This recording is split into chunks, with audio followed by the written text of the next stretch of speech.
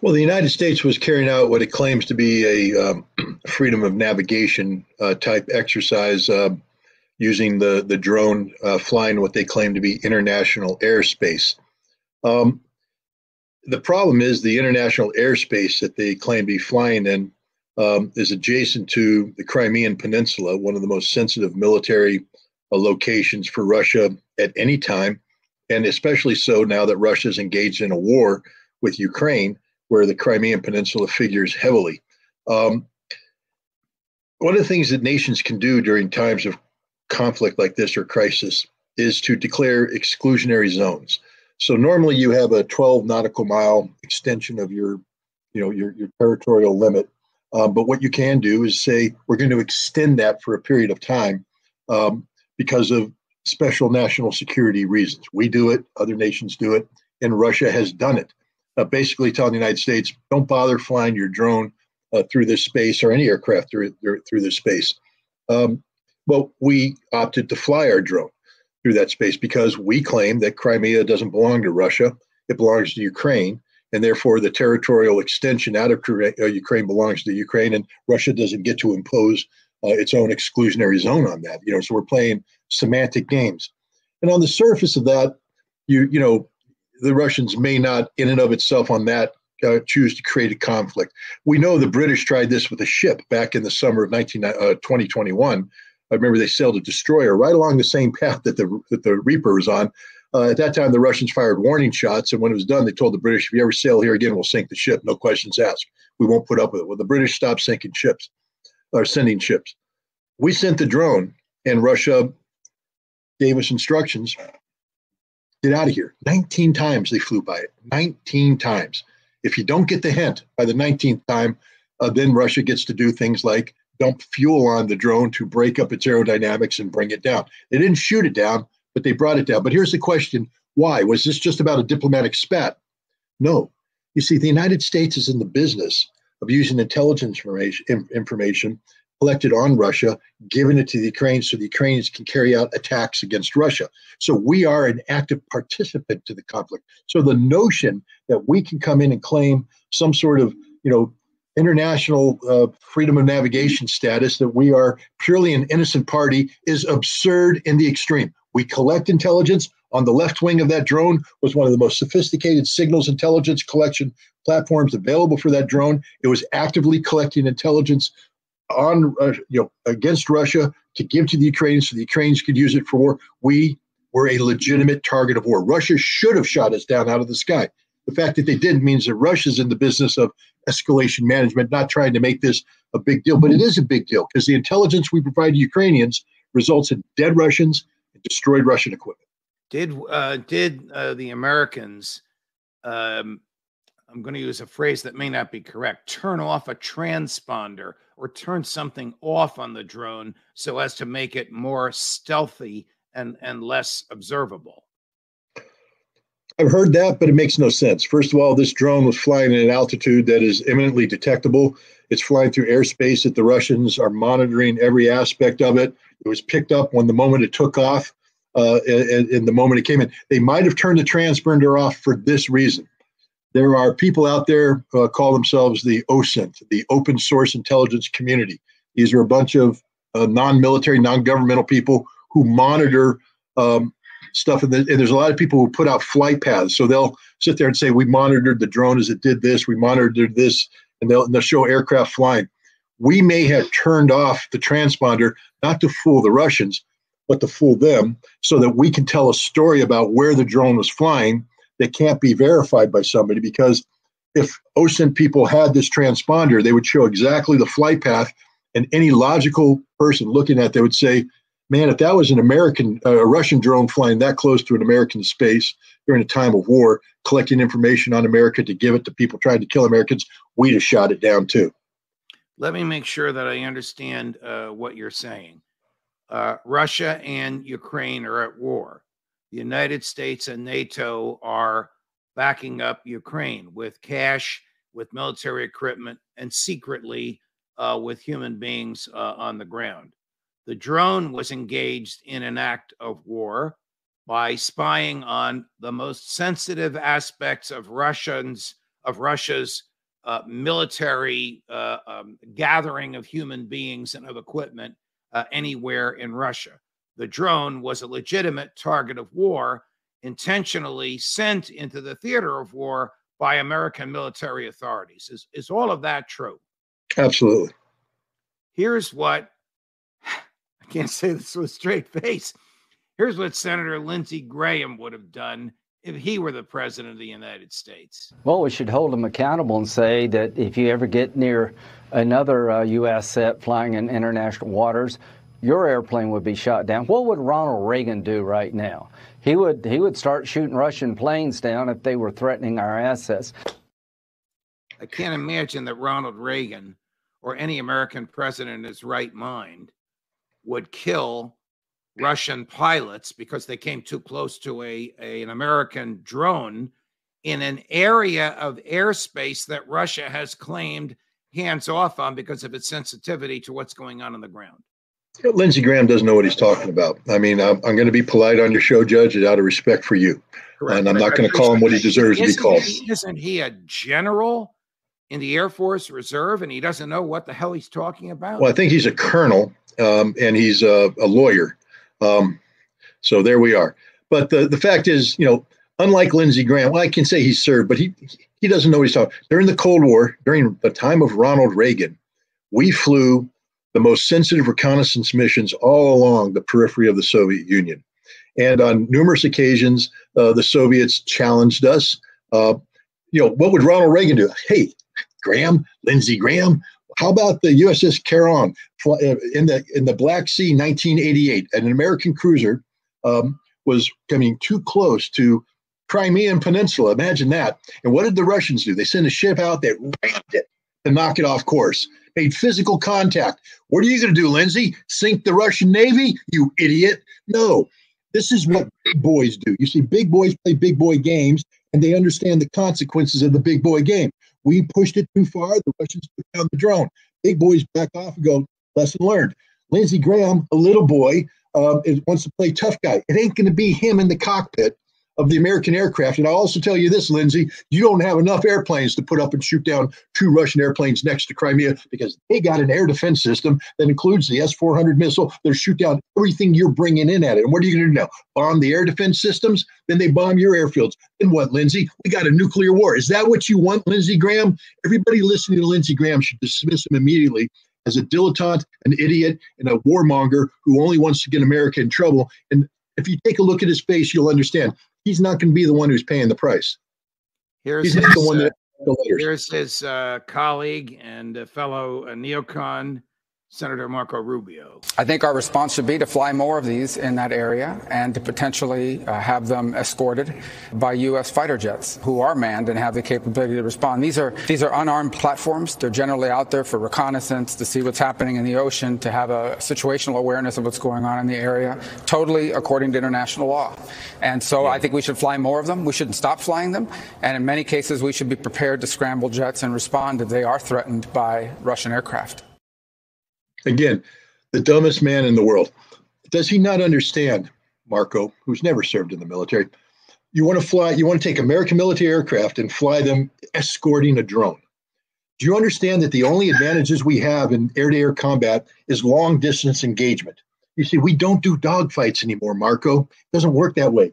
We take off and at a long distance with AWACS aircraft vectoring us in, we fire missiles to engage them in a long distance. You want to take all that advantage away, come up close next to their battle space where their air defenses will shoot you down. Their aircraft don't have to come close. They'll shoot you long distance.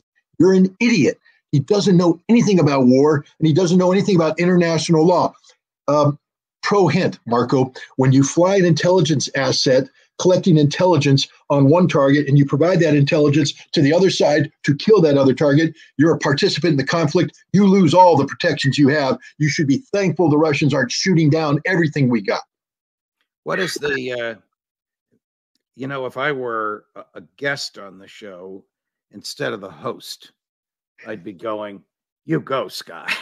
I apologize. Oh, no, man. You be yourself, and the audience loves it because they don't get this from from anywhere else. And mainstream media is filled with the Lindsey Grahams and the Marco Rubios of the world who don't know what the blank they're talking about. What is the status of the affairs on the ground in Ukraine? Are we at a stalemate?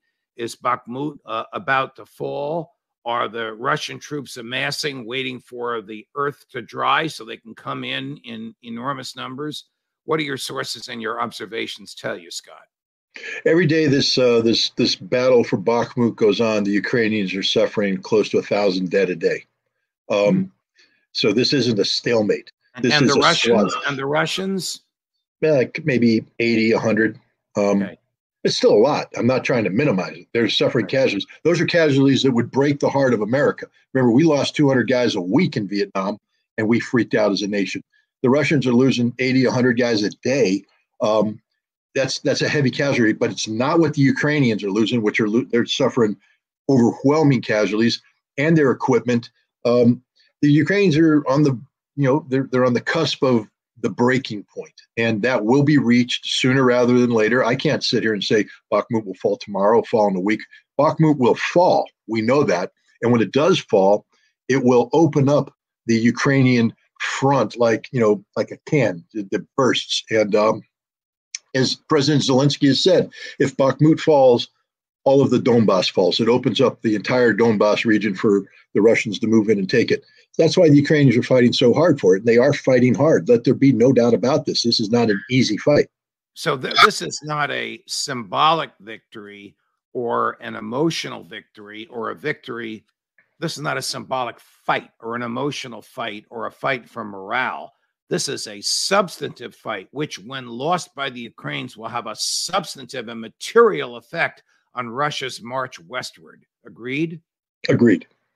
This is serious. Look, can't predict the future. And we don't know how this war is going to, I think I have an idea. I've been very forceful in saying it. I'll say it again. This war ends end of summer, early October. Ukraine can't win this war. And with that assessment in mind, this battle for Bakhmut, what has been taking place since May, but especially since the last couple of months, will go down in the history of this conflict as the critical battle of the war. This is the one where the Ukrainians burned up their strategic reserves. The Russians were able to initiate the beginning of the collapse of the Ukrainian army.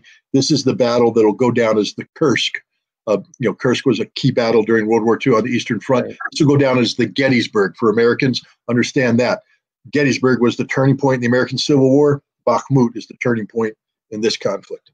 The Poles have agreed to send 4, which doesn't sound like a lot, but it is the first time any Western country is doing this, fighter jets to Ukraine. So a couple of questions. Will these be manned by Polish pilots or by Ukrainian pilots? Is this a game changer? Is it significant? Is it a breakthrough for President Zelensky, who's been begging for air power for months? Well, the Ukrainians lose around 4 MiG-29s a week. These are Russian planes? Yeah. Does that mean they were left over from when the old Soviet Union days, or that they were captured from the Russians? No, these were Soviet MiG-29s that the Polish Air Force had acquired. And so they're old aircraft that date back to the Cold War. They've been refurbished, modernized a little bit, but they're old aircraft. They're maintenance nightmares. The Ukrainians do have pilots that can fly them, so they don't have to be Polish pilots, although depending on the avionics in it, even though it's a MiG-29 airframe, if the Poles have upgraded the avionics, a Ukrainian pilot may not be familiar with those. So hopefully they've been getting some sort of cross-training and familiarization. How they're going to get the aircraft from Poland to Ukraine is an interesting thing, because if it takes off from a Polish airfield, flies into Ukraine, Poland just became a participant in the conflict. So they're going to have to somehow tow the airplane across the line, et cetera. But 4 will accomplish nothing. They will be shot down. They probably, if the Russians can detect them, they might be destroyed on the airfield before they ever get a chance to take off. This is not a game changer. It's a political stunt. What do these things cost? Well, again, because they were produced, back in the 1980s. You can't compare. let's put it this way: an Su-27 of the kind that took down our $32 million drone cost the Russians around $30 million. This MiG-29, when it was built, probably runs in the area of $12 million. With upgrades, you could probably take it up to $15 million. So 4 airplanes, you're probably looking at around $60 million worth of stuff. But then again, there has to be spare parts. There has to, I mean, right.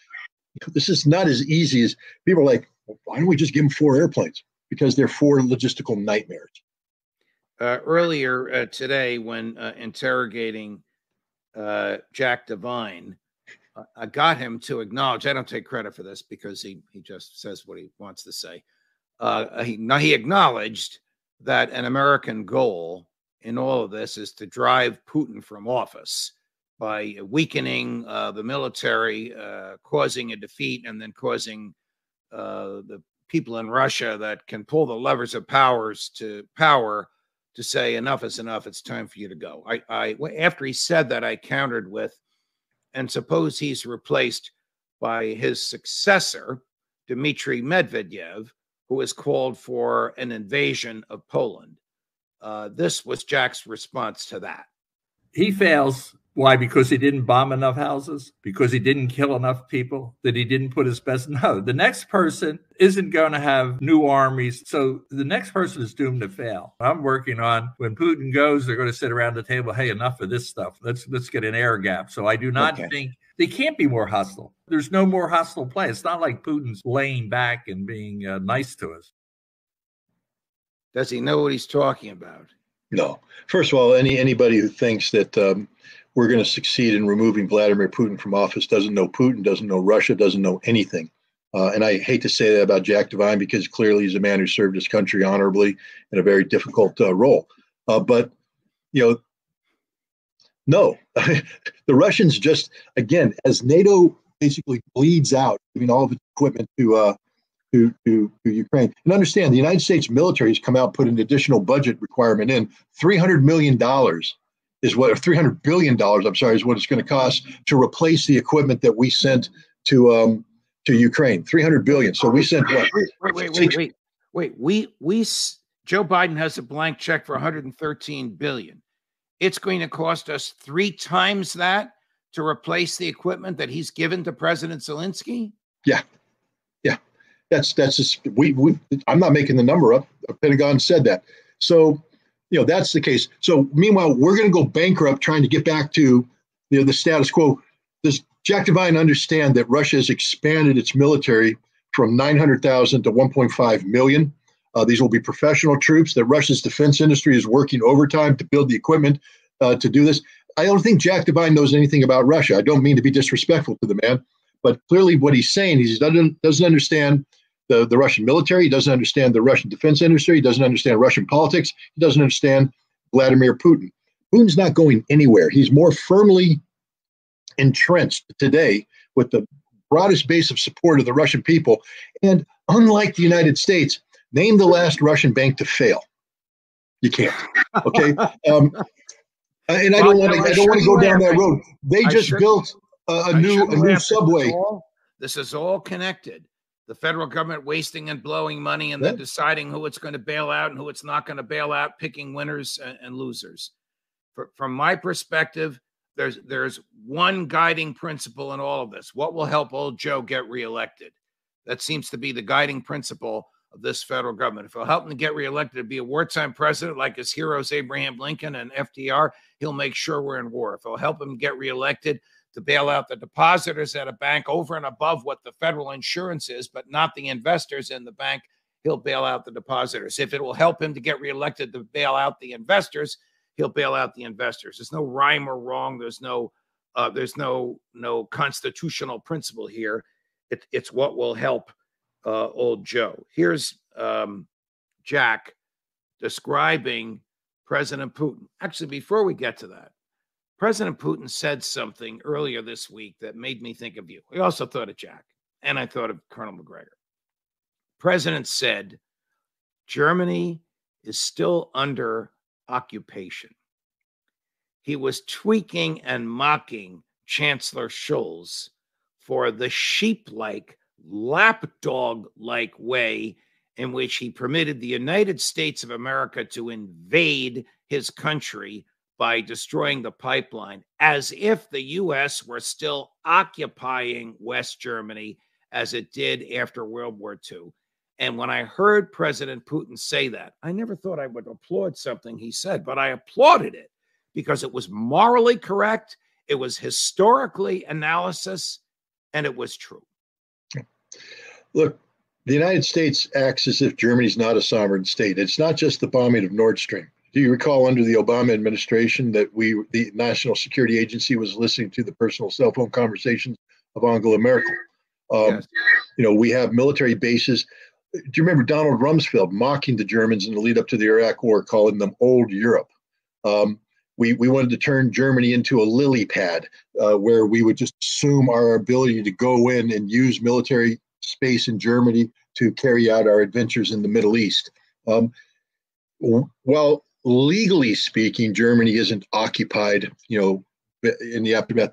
Practically and functionally and psychologically, it's very much an occupied country, and Vladimir Putin's right on all counts. Here's Jack on how dark and how evil Vladimir Putin is. Is Putin evil? Yeah, I think he fits into that category. When you kill the way the deaths that are mounting in Ukraine and you're not remorseful about it, it puts you in a new category. So okay. I think he's dangerous. And the second thing about him is I thought, you know, he was more political than I've taken, you know, I was tough on him, but I will take him down a few more notches on the big things that I thought were important. And we needed to have an accommodation with Russia, and there was room. There was no room. He has a different mindset, and it's much more black and darker than I thought. And I think it makes this problem more formidable. Evil, black, and dark, whereas he's actually moderate. Not just that. I mean, with all due respect to Jack, the United States killed more people invading Iraq in 2003 than Russia has killed. And I'm talking about civilians, than Russia's killed in Ukraine in a year. Yes. You know, the Russians have been very, very soft touch with the civilian population of Ukraine. I just remind people, when we liberated Normandy, we killed 60,000 French civilians, 60,000. You know, Russia's killed, and I say Russia, 12,000 civilians have died in this conflict. Many of them died because the Ukrainians are shelling their own people. Many of them died because the Ukrainians are using civilians as a human shield, which is a war crime in itself. Jack Devine doesn't know what he's talking about. He doesn't know who Vladimir Putin is. I would challenge you to have Jack come up and tell me how many speeches of Putin he's listened to, how many conferences where Putin is talking to. Here's the Maverick.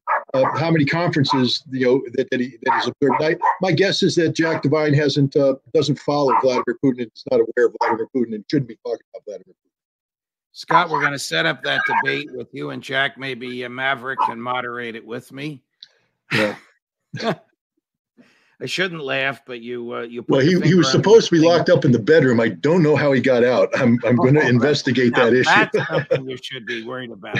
Jack Devine would say Vladimir Putin let him out. Putin did it. Putin did it. Can't thank you enough for all your time with us, my dear friend. All the best.